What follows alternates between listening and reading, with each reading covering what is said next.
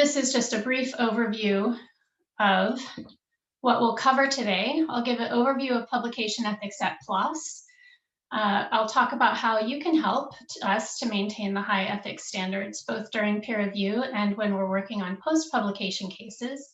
And then we'll end by showing you where you can find some resources if you're interested in learning more or if questions come up in the future. So to start out, I just want to give a brief definition, if you will, of how we consider publication ethics at PLOS.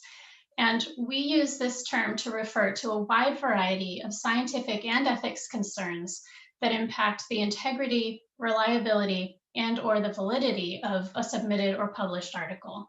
And these issues include what you may consider as true ethics concerns pertaining to research ethics for human subjects or animal research, issues pertaining to authorship, data ownership, the integrity of data reporting, declaration of competing interests and adherence to our policy on competing interests, and concerns such as plagiarism. In addition, we wrap into this publication ethics bubble issues that pertain to reliability and validity. And these, while we would hope that many of these would be addressed during peer review, in some cases, these types of issues come up after publication, and we need to revisit the article that has been peer reviewed and accepted because of concerns that arise due to reproducibility concerns, reporting concerns, or questions around the analyses, study designs, or the conclusions. Now, these types of issues may be identified at any point during a submission's life cycle, before peer review when journal staff are doing internal checks on the manuscripts, during peer review when you and the reviewers are evaluating the content, or after publication when the article reaches a much larger population of readers, most of whom are invested in some way in that research area and who may be really scrutinizing the work, looking very carefully at the figures, at the data, looking very carefully at how the conclusions are presented. And whether the issues arise before or after publication, we will follow up on any concerns raised. And we'll follow up whether they're raised by named parties or unnamed parties, but we do ask that people contact us directly rather than relying on social media to highlight issues. When concerns are raised to us, we abide by the Committee on Publication Ethics guidance for following up on such issues. The Committee on Publication Ethics, or COPE, is an international and cross-industry organization that has developed guidance for editors, for reviewers, and for publishers on addressing publication ethics type issues and for maintaining high standards of integrity and ethics in publication. There are guidance and flowcharts for different types of issues on the COPE website, but if you boil them down, they follow a very similar pattern with some key steps, beginning with an editorial assessment of the issues raised, asking the author or whoever is the subject of the allegations to comment on the concerns, doing an internal assessment of the response, obtaining input from subject area experts or from institutions in cases where an investigation may be warranted, and then determining what type of editorial decision or action may be needed based on COPE guidance and based on journal policies and publication criteria.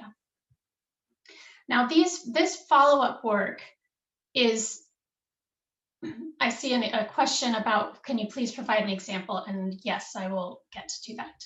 Thank you, Svetlana. These types of issues might include things such as a reader raising an image concern, a concern about the integrity of a published image, or somebody raising a concern that they were not included on an author list and they felt they should have. So that's in response to the question in the chat. Now, as I mentioned before, this publication ethics sphere involves a number of different types of issues, and just based on your own experiences or what you've seen on social media or what you've seen in the published literature, I'm just wondering what you think might be some common types of issues that we would see, both pre-publication and post-publication. Adina, if you could put the next polling questions up here, that would be wonderful.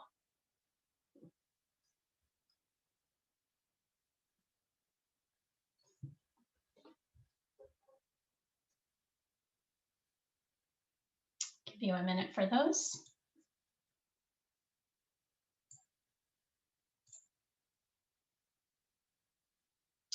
Okay, and do we have some results, Dina? There's still quite a few trickling in, so I'm going to give it just a little bit longer. Okay.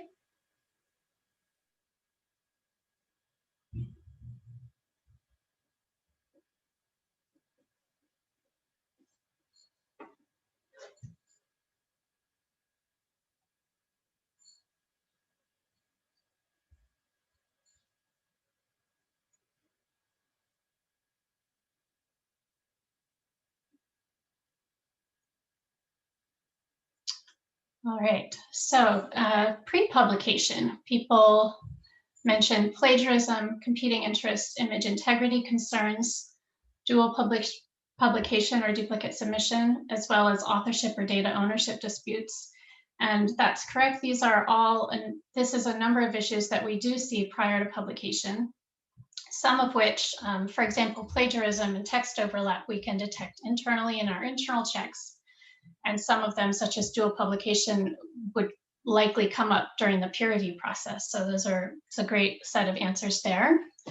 And post-publication, there's an array here of answers, all of which are things that we definitely do see. And in the following slides, I'll show you what our actual data tell us about what are some of the common issues. So pre-publication, this chart shows what we've seen over a few years looking at pre-publication ethics cases at PLOS.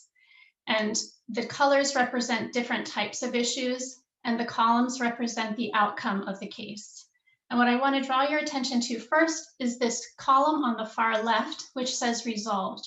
And what this indicates is that at least half, if not more, of our pre-publication cases are resolved in a manner that the submission can proceed to peer review.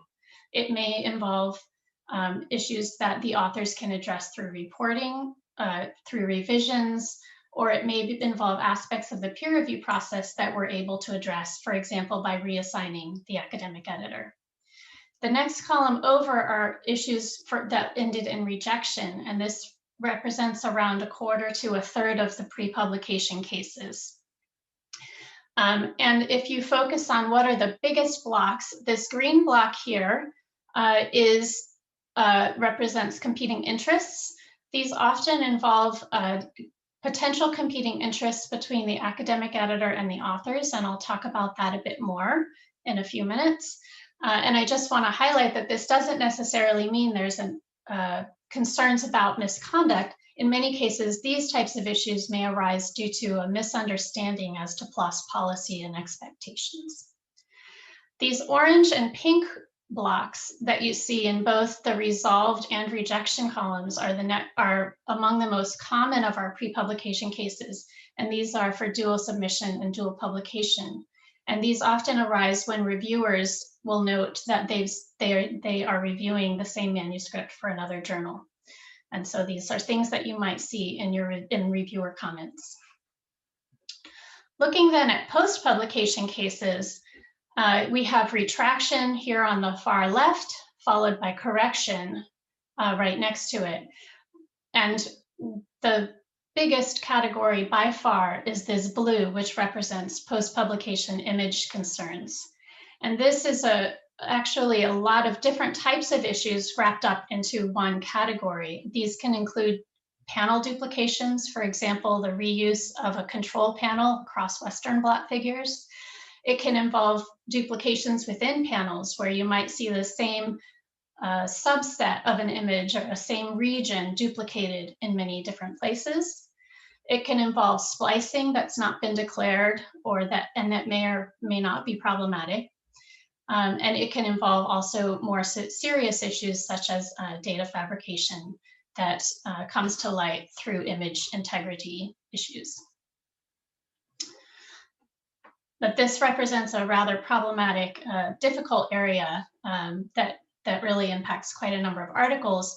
And one of the key things that can impact the outcome of these cases is whether the authors have retained the underlying data for their results. And as you likely know, PLOS does require that authors make data available. So thinking about these different types of issues, the competing interests, the dual publication, image issues, all of those other types of things that I mentioned on one of the earlier slides, what do we check for internally? The PLOS journals differ slightly in what they check for in terms of staff checks, but we do routinely check for some of the common issues that are easily checked either through automated tools or for which we do systematic checks to ensure that policies are adhered to. So we do have internal checks looking at authorship, asking authors to confirm their authorship and that they agree to the submission, for example. We have some of the journals do internal checks for competing interests on behalf of the authors or on behalf of the handling editors. We also have tools that enable us to check for dual publication concerns. For text overlap, all of our journals use Authenticate or Crosscheck to look for text overlap in submissions. We also have internal checks looking at research ethics issues, looking to ensure that human subjects and animal research had appropriate approvals before the research was conducted. And we also look at data availability. Now, as you can tell, there are a number of issues that we don't check for internally. Now, some of these we wouldn't be able to. For example, data ownership. This can be a really tricky set of cases, but they really arise generally after publication when a data owner notices that their results have been used by another researcher without appropriate permissions. There are also things such as image and data issues where we would hope that some serious and evident or more obvious issues might be captured during peer review, but we don't currently have a tool that will allow us to systematically check for image integrity at the scale needed for a publisher-wide check. I saw a question about salami slicing, and this is an issue that comes up when a research group does a large study and divides it into several smaller manuscripts. And in some cases, it makes sense to chop up the work into these different segments, because they address different research questions or because they take a very different approach or are looking at something quite different within the data set. But we also do see cases where, for example, somebody may do a genomic screen and then try to publish an article for each gene that came out of that genomic analysis instead of putting it together into a comprehensive article. And so when we see articles that are very similar from the same research group, we might ask, is there a scientific justification for having this separated into different articles, or does it seem as though it may be an effort to expand the number of publications, but without a clear scientific rationale? It's a rather tricky area.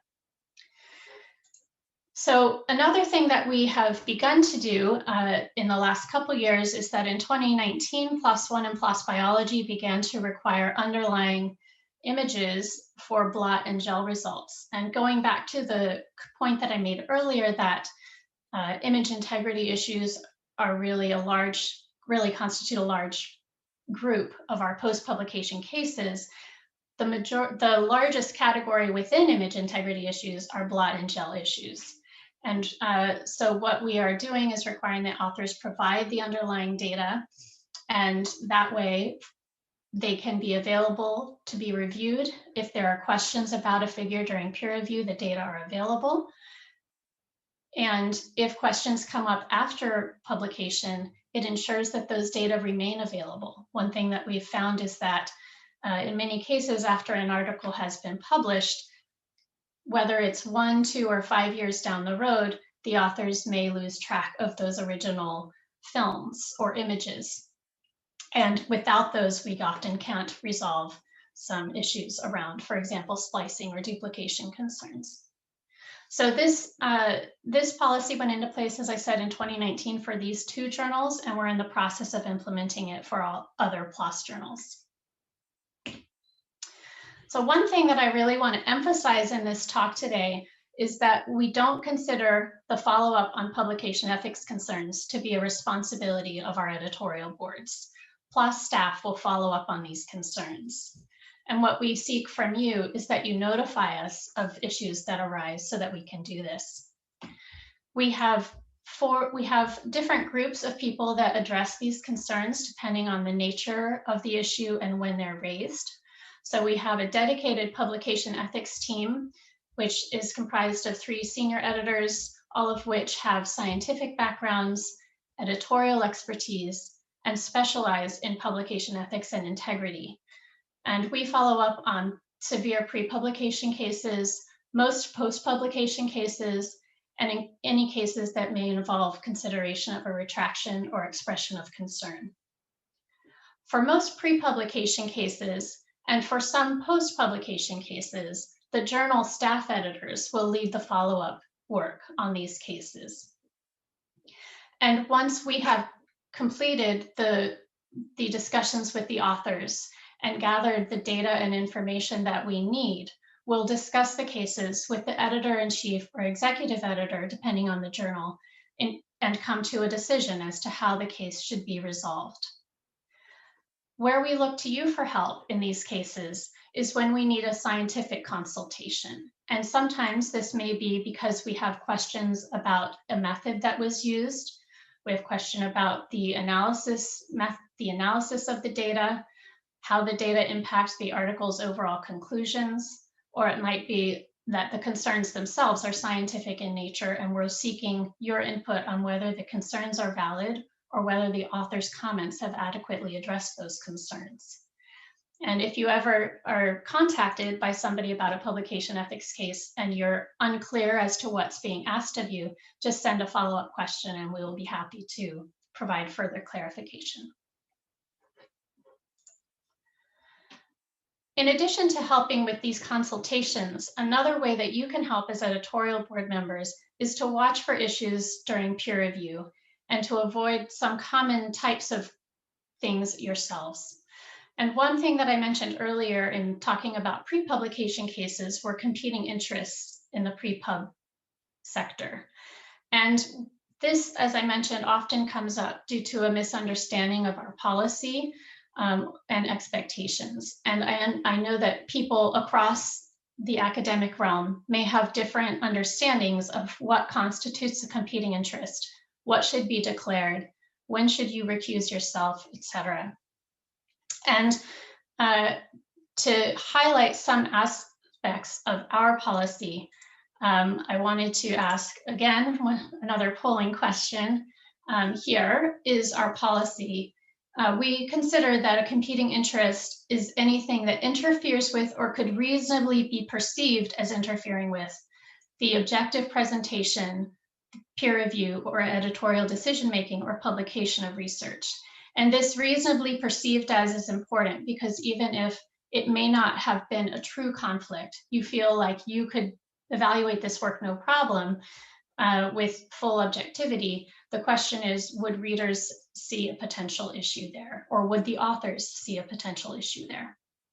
And so with this in mind, sorry, I'll go back on my slides.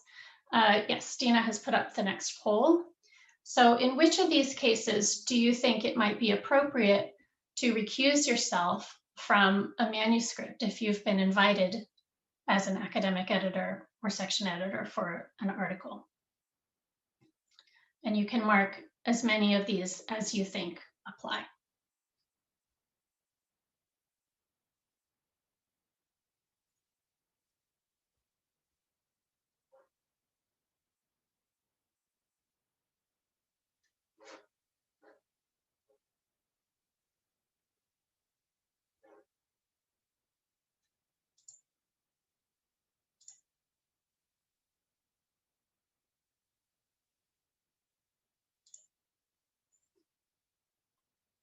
So Dina, whenever you're ready.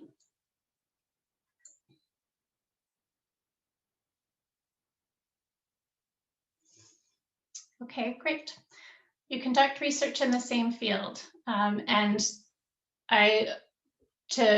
In many cases, if you conduct research in the same field, you're probably very well suited to serve as an academic editor, and that's hopefully why you've been invited. And we wouldn't consider this alone as introducing a competing interest.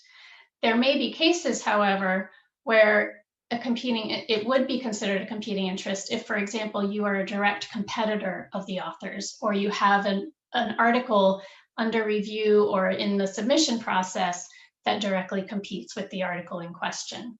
And so there's some nuance there, but in most cases, this would not be considered a problem. I'll agree with the 93% of people who said yes for the author's PhD advisor. The PhD advisor relationship, as we know, is a pretty important one professionally. It sometimes also involves both a personal and a professional angle.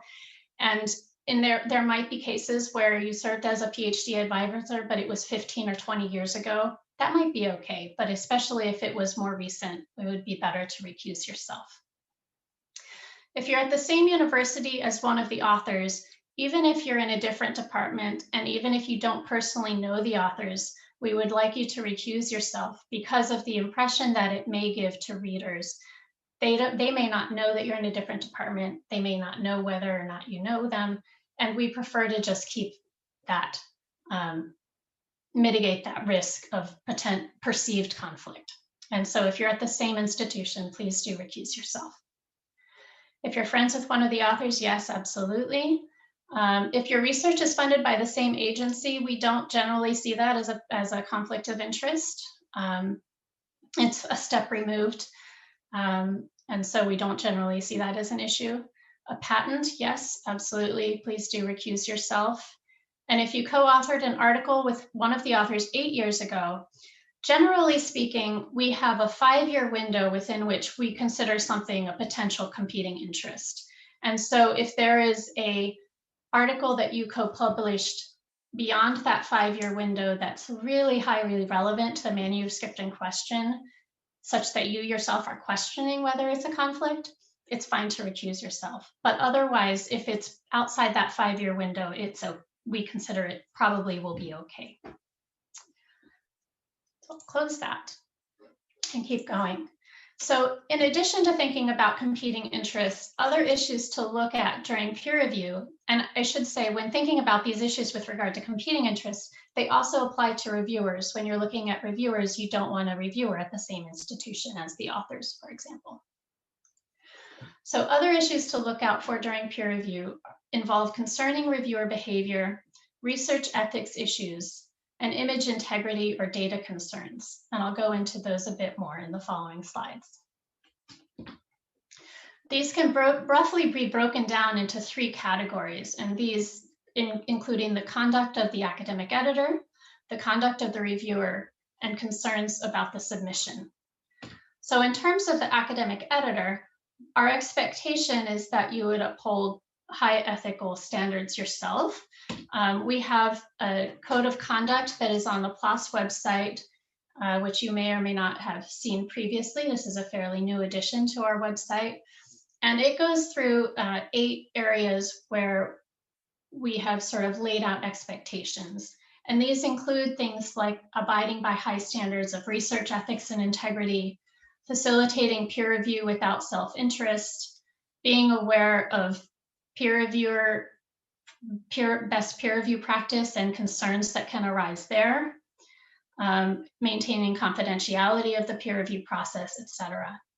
The code of conduct also includes some items down here in F and G that pertain to PLOS values and PLOS core values, including around diversity, equity, and inclusion, and including things such as treating all individuals with respect and reporting to us any instances where you're concerned about potential discrimination or harassment. And sometimes these issues might appear in a reviewer's comments or a reviewer's confidential comments to you. So again, if you see such issues, please contact us and we will follow up accordingly. In thinking about reviewers, some common issues, not super common, thankfully, but some issues that we see from time to time involve attempts to manipulate the peer review process, and by authors, meaning authors suggesting reviewers, potentially giving false email addresses for reviewers in a way that would help them to circumvent the objective review. When you're looking at reviewer recommendations, which some PLOS journals invite and some PLOS journals do not invite, if you're looking at authors' recommendations, look carefully. We recommend verifying their contact information by looking at their institutional webpage or their prior publications online, and also being aware of any potential competing interests. And we would also recommend that you not solely rely on author recommendation and that you look to select reviewers independently. Keep an eye out also for any duplicate review content. We have had instances where multiple reviewers for the same manuscript have basically given the same feedback to the authors, and this raises some question as to whether they may have been coordinating the reviews, and this particularly can come up in cases where authors have recommended reviewers. Citation stacking has also come up as an issue, and what we mean by this is using the review process to ask authors to cite one's own work.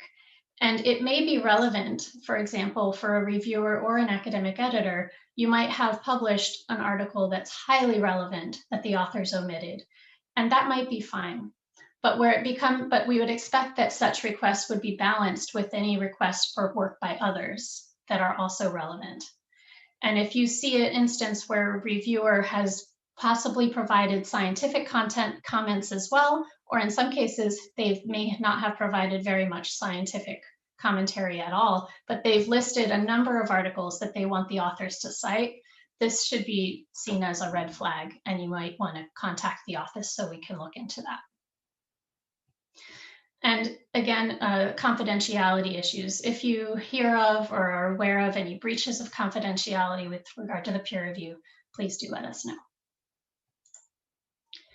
And finally, concerns about the submission. The things that often come up during peer review involve dual submission issues, research ethics issues. Now, our internal checks for research ethics will focus primarily on looking to be sure there was an IRB or research ethics committee or IACUC approval.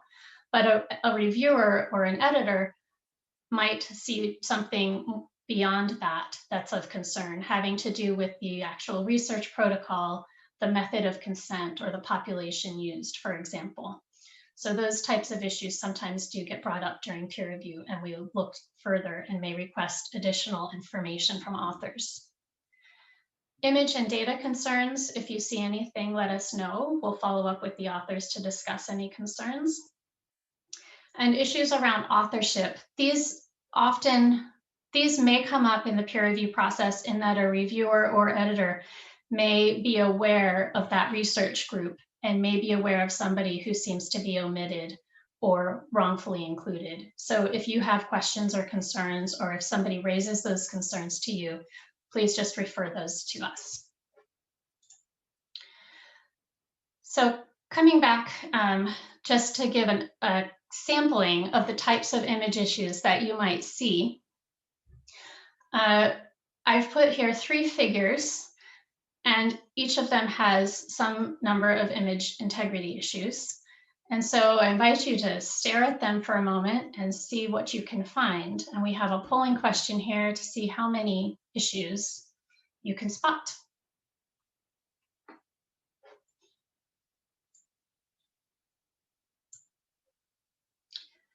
While you're looking at that, I'm going to answer a question that came up in the chat about, can an editor act as a reviewer? An editor can act as a reviewer. In some cases, you might be invited to review an article that's handled by a different editor, and you would declare your editorial board membership as a competing interest. In a case where you're the editor yourself, but you want to provide the authors a full and detailed review, you're welcome to do that as well, but we would ask that you sign that review so that it's clear to the authors how many different people have been involved in the review process. So for example, they're aware that you served as one of the reviewers, and then there was maybe 1 or 2 other objective people. Hope that that answers your question.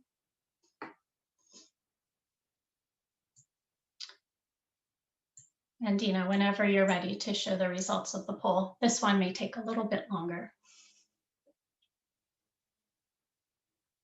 All right, I want to thank you so much for playing this game. This one I see as a bit of a game, a bit of a challenge. And I want to use this to highlight that sometimes these issues can be more obvious and sometimes they can be quite hard to spot, and perhaps outside of what a reviewer or academic editor may see. And so this next slide, I'll show you what we found in looking at these figures. Now in this upper left, you can see there are these splice lines in between these lanes here and here, and those you can see fairly clearly just looking at the figure. Down here, there was another splice line that became evident only when we started looking carefully at the figure and adjusted the background. On the lower left here, I don't know if you can tell, but there are these bands appear to be duplicated in 3 instances on the lower panel and in these 2 instances on the upper panel. And these within panel duplications are quite concerning to us because they seem unlikely to have arisen from honest error and seem to be a deliberate misrepresentation of results.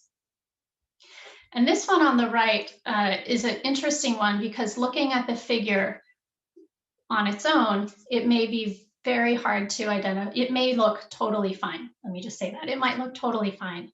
But when looking really carefully, this is one that was raised to us by a whistleblower.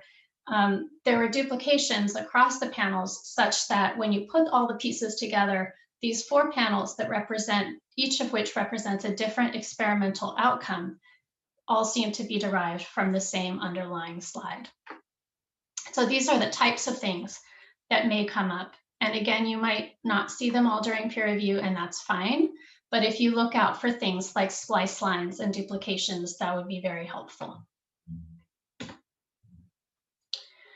And the last polling question of the day has to do with global research. And this is research in which authors from one country go and do research in another country, potentially without involving any collaborators or co-authors from the country where the study is conducted. And so Dina, if you could put up the last polling question here. In this example, there's a group of US researchers reporting a study conducted in an African village, and the study involves human participants. The authors obtained IRB approval from their US institute, and they obtained informed consent from participants. Are you comfortable to let this proceed from an ethics perspective? And I should say that this example is fictitious, but based on things that we see, are seeing more and more.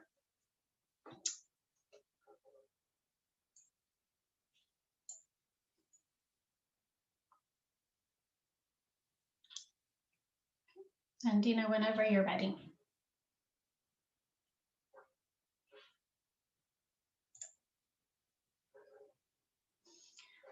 Great. So I want to highlight for those who said yes, this covers the very basics of the requirements per our ethics policy. It has IRB approval. The authors obtained informed consent. But we do have other concerns that we see as important in these studies. In most cases, we would expect that there should be some manner of ethics approval and possibly, in some cases, research permits from the country in which the study was done.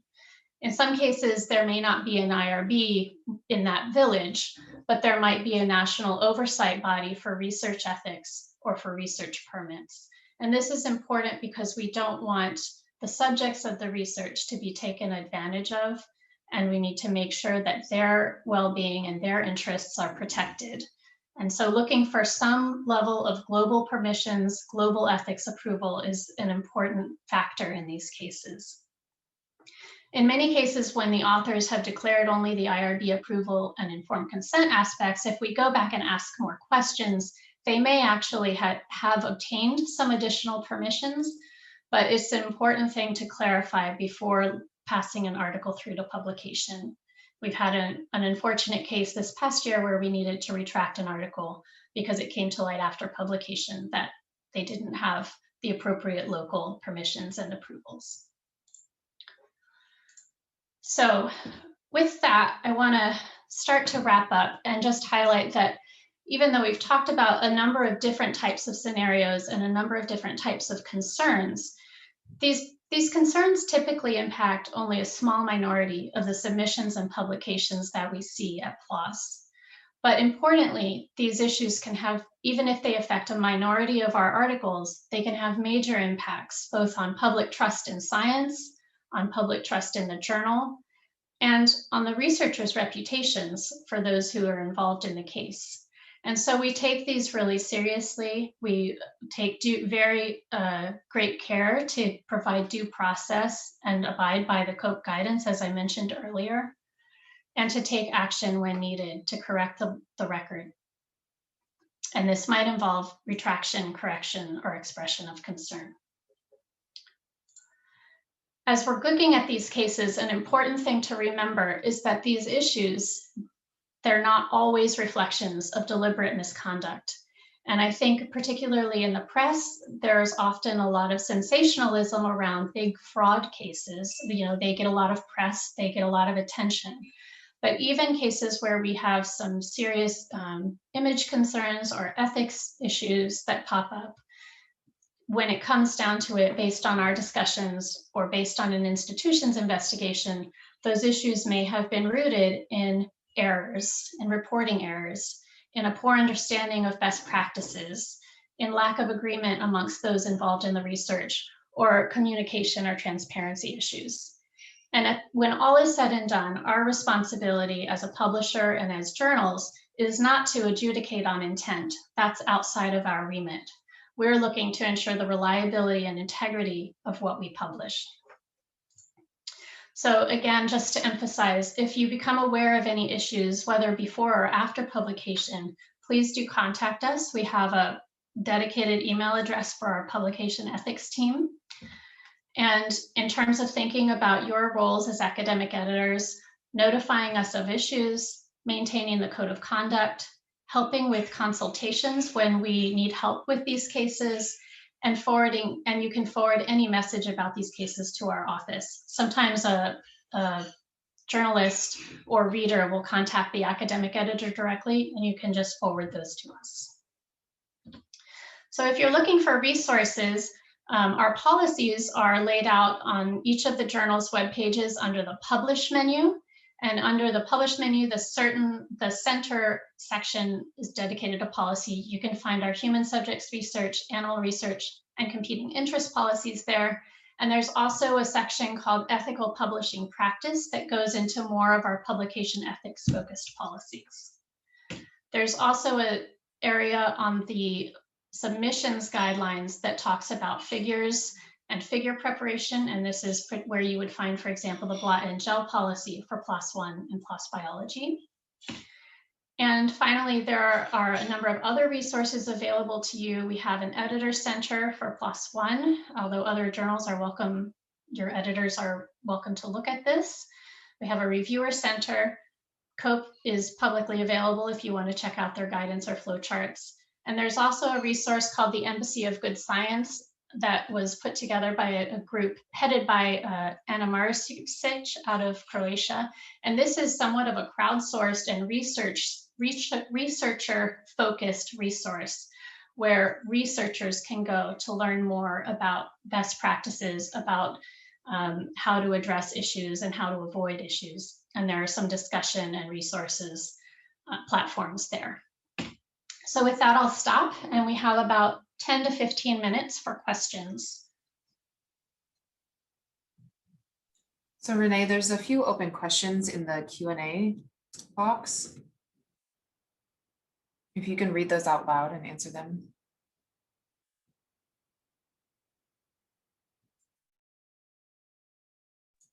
You're on mute.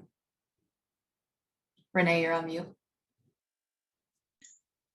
Okay, so the first question there, what if an IRB approval isn't needed? There are cases when an IRB approval is not needed, where a study is exempt from the requirement for review, and authors may report that. The people who are checking for ethics approvals are aware of some standard exemptions. For example, for retrospective studies using purely anonymized data is an example, and certain types of questionnaire studies. It may be that an article goes through those internal checks because an author has said that the study was exempt, and a reviewer or editor might question that decision, might question whether it truly should have been exempt, and we have seen these cases. And so we do understand that not every study needs an approval, but we also understand that there are a number of delicate considerations in some cases. Is there a place in which authors indicate their nationality or affiliation with the researched country? So in most cases, the author affiliation that is listed on the manuscript has their primary affiliation. And in some cases, the acknowledgements section of the article will list some local collaborators or local organizations with whom the authors worked. There's not a dedicated place aside from affiliation for authors to list them. There's a question, how about ethical approval for an online survey from one country that includes participants from other countries?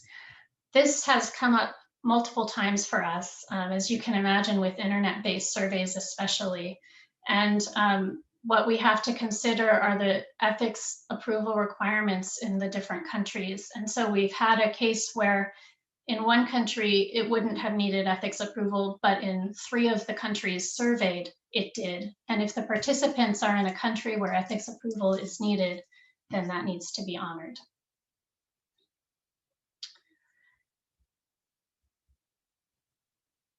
Secondary data studies. I think it depends generally. There was a question, what about global research using and interpreting secondary data from multiple countries? The requirements for ethics oversight in these cases will depend on the nature of the data collected and the manner in which it was collected.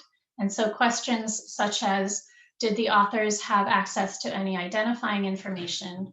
Was it sensitive data? Was it collected from vulnerable populations? These types of questions sort of come up.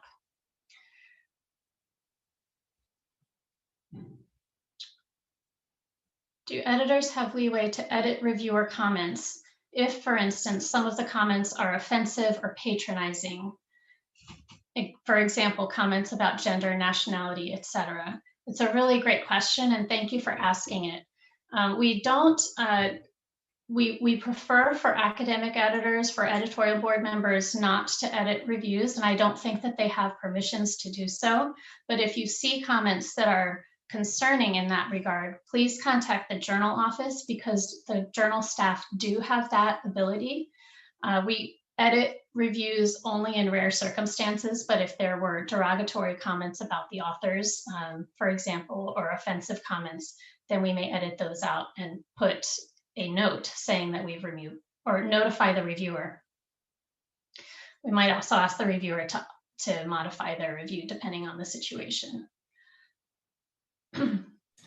Renee, I'd like to, there's one person with their hand up. I'm going to go ahead and unmute them and allow them to ask the question. So Ramesh Kumar, I'm allowing you to talk now.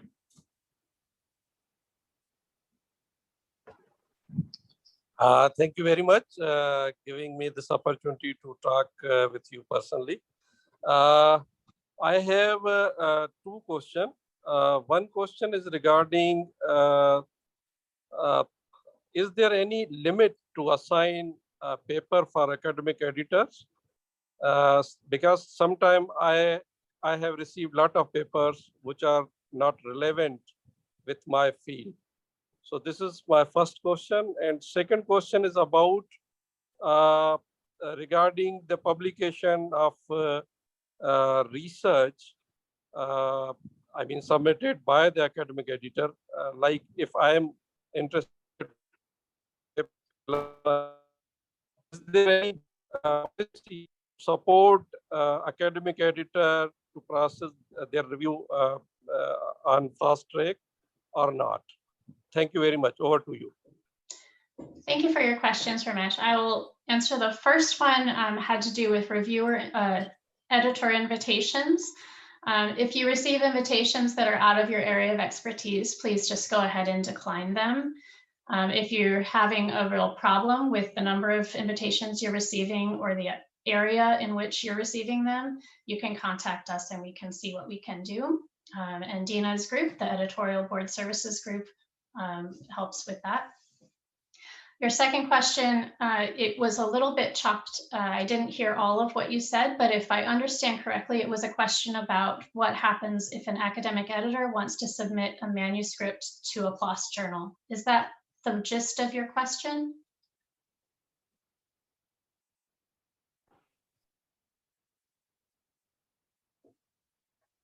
I think you're muted.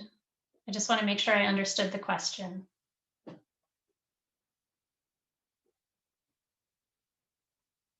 So I'll speak for a moment about that situation. If we welcome our editorial board members to publish with our journals, and really appreciate the support that shows for the journals and for open access, et cetera. What we ask is that academic editors, when submitting as authors, declare their editorial board membership as a competing interest in the submission form. And then that's very clear then to the editor and reviewers handling the manuscript, as well as to readers of your article if it's published. Thank you, Renee. I'm going to move to the next person with their hand raised. This is John Patton. John, I'm allowing you to unmute yourself.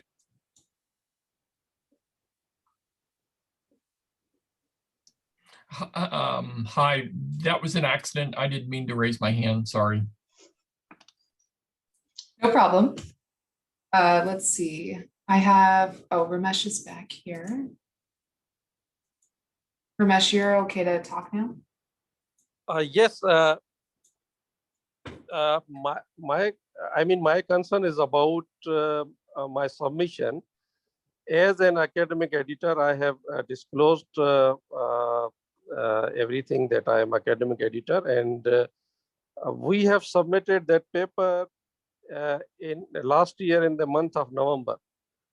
But after passing out of more than 4 months, I was unable to, our paper was unable to find or to assign academic editor.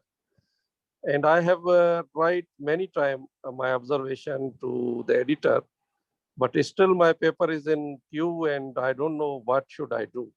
So as an academic editor, I am not getting a priority from the journal. What I expecting from as an academic editor, definitely something I also expecting from the journals or editorial board as well. So this is my concern. How should I address this problem? Just want to share my concern with you. So please guide. Over to you. Okay, thank you for clarifying, and I'm sorry I didn't hear it the first time around. So I'm very sorry to hear about that your submission isn't going smoothly, and while we hope that it is the minority of the cases, and I believe it is, there are some articles that we have a difficult time assigning academic editors to for one reason or another. If you email us with the submission number, we can look into it, but we do have teams that are dedicated to trying to help those manuscripts along. And we don't, in those cases, treat one submission different than another. If it's a submission that's having a difficult time with editor assignment, it receives the same sort of level of priority. But yeah, if you want to chat either me or Dina in the chat window with the submission number, we can look into what's happening with your article. Renee, I'm going to direct you down to the chat now. There's a couple of pending questions here. There's one from Jean that says, are there any policies on global health authorship? For example, inclusion of authors from country in question. We don't currently have any requirements with regards to authorship in global research submissions. It is something to look out for if you don't see an author listed in the country where the study is done, looking at the acknowledgements, looking at the approvals, etc. It is not uncommon for there to be collaborators in the country, but in some cases the corresponding author didn't feel that they met the requirements for authorship. We don't, like I said, we don't have currently a requirement around that, but we do sort of look into it if there's questions about the lack of local involvement in the study. And it's something that we discuss with the authors. We're about 2 minutes away from concluding. Renee, I'll let you choose. There's an open question in the Q&A as well as a few more in the chat.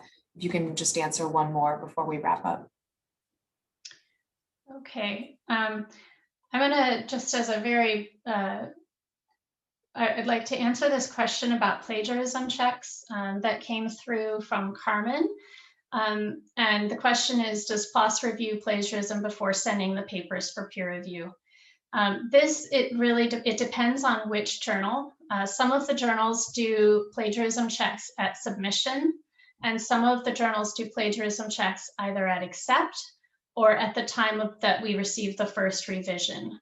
And so it will depend on the specific journal. And the reason that some journals don't do it at initial submission is because they want to focus those checks on the articles for which it looks as though they will potentially be accepted.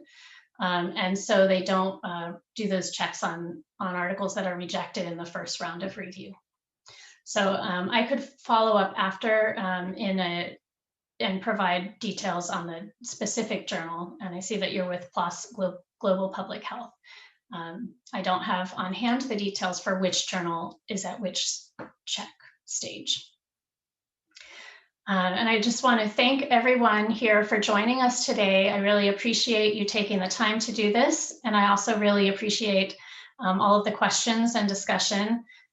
If you have any additional questions, please feel free to email us. And thank you again for all of your service to the journals. Yes, and thank you. And I would like to say that if we didn't have time to get to your question, we will be downloading all of them and sending around a full Q&A list as well as a recording of this session. So I apologize if we didn't make it to you, but we will answer your question in time.